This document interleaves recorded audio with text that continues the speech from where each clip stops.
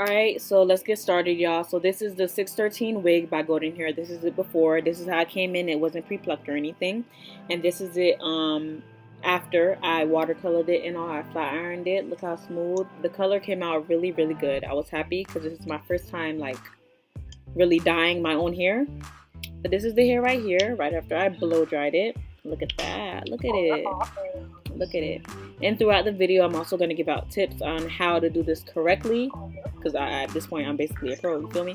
But how to do it correctly to make sure you don't tint the lace. Because if you tint the lace, that's where you mess up right there. So it's really important to do every step. Make sure you take your time. Don't be in a rush to do this. Because if you're in a rush and you mess up, ain't no like, you know, ain't no coming back from a messed up lace. And this is me having an install on my birthday. Alright, so let's get started. So the main thing you're going to need is Got2b spray. You need this, or this is the main thing I see most people use. So I don't know any other products, but that's the only one I know. Okay. So what you're going to do now, you're just basically going to spray that all over every inch of that lace that you see hair on. So as I'm doing here in the video, just go ahead and spray it. I have a back piece with some lace on it. I sprayed it on that too. So yeah, just keep spraying. I think I did about like 4 layers of it.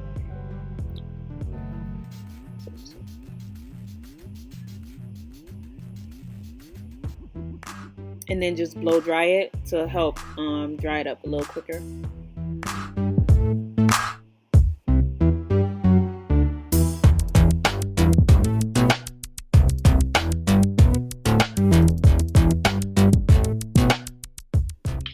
Alright, so after you guys are all done like spraying it like about 4 or 5 layers and blow drying it, it should be hard crystallized.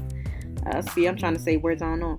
But it should be hard like this. You can tell the difference looking at the front lace and the back lace. It's hard and you also feel it as well. So you have to make sure it's like that and dry before you even go to dipping.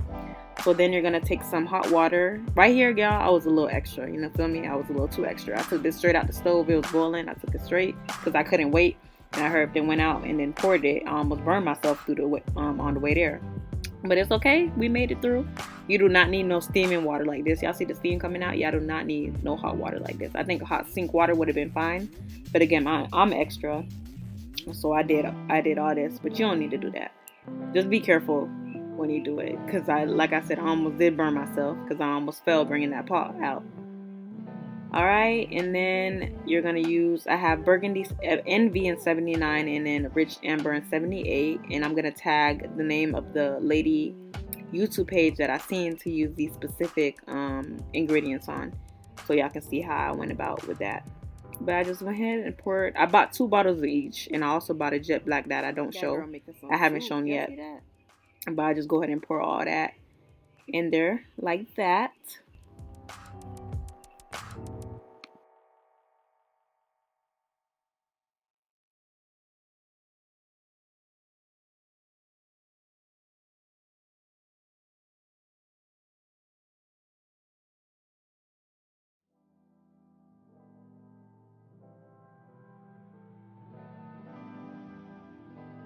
So this is one of the parts that is so like very important. I can't stress this enough. I cannot stress this enough. Do not go and put the whole wig inside that color until you make sure that's the color you want. So as I'm doing here, I'm just taking that end tip of the hair. I'm dipping it in there. So just take a small piece of it, dip it in there. I looked at the color. Once I noticed that that's the color I like, that's when I went ahead and put the rest of the hair in there.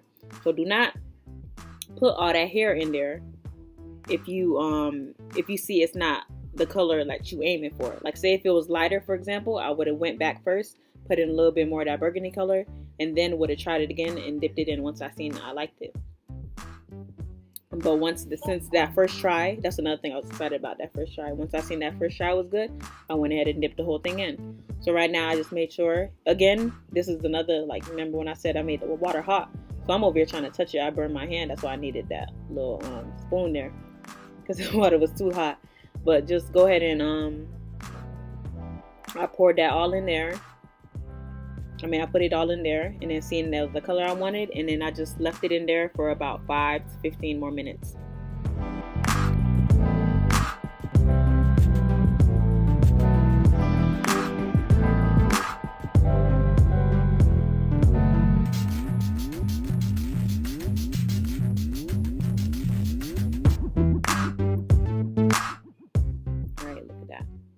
The hair steaming, y'all.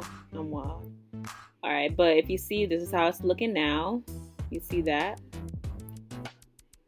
And then if you look in the middle, y'all see in the middle how it's light. So that's the indication that I need to add more of my color into the water and leave it in a little longer, because it's just that middle section right there. If you can see, yeah, you see the middle section. So what I did, I added more of the burgundy one and right into that. And for this step, what I should have actually done first was put the dye in first, mix it in, and then put in the hair. But it's okay, it still turned out fine. So you can just go ahead and watch as I continue mixing that in like I'm making food or something.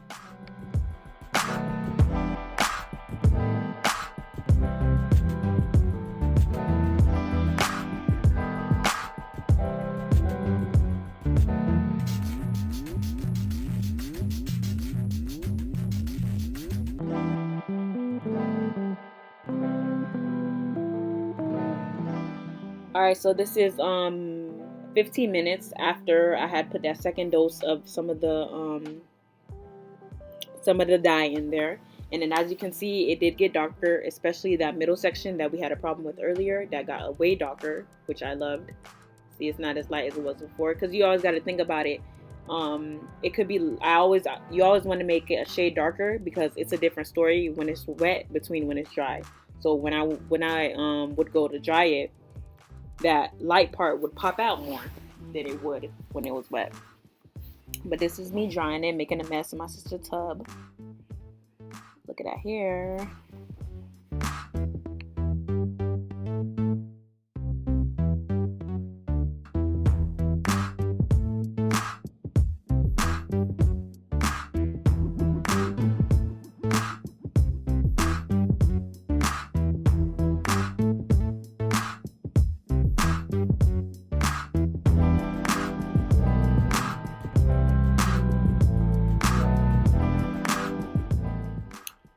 Y'all, please don't say nothing about my little mannequin head. Listen, that's all I had. My old one broke, and then I needed to make this video. Well, I didn't mean to make it, but I wanted to make this video, and this is the only thing that could hold my hair on its head. So don't mind the tape. The tape is doing its job. It's holding it. So y'all need to say nothing about that. But yeah, and right now I'm just gonna go ahead and blow dry the hair.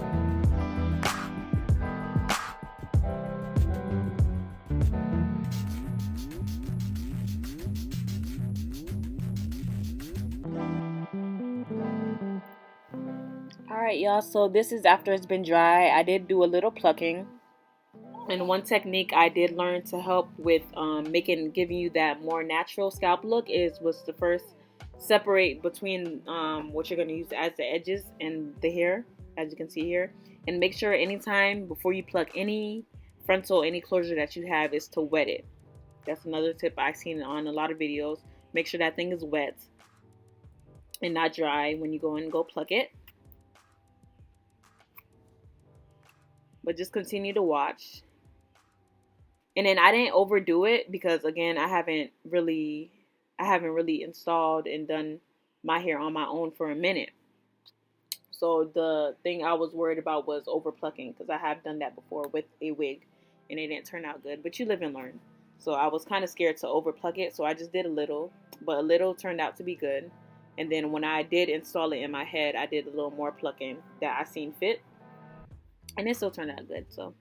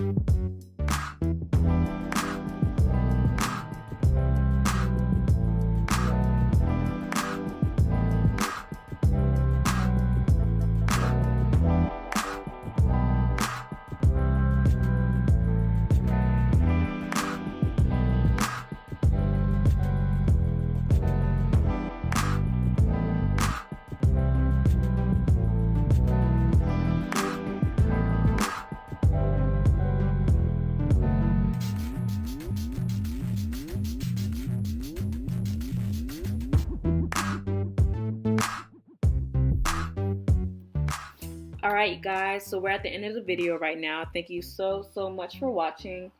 And then I didn't feel a reason to post the part where I installed it, because it just made the video a lot longer.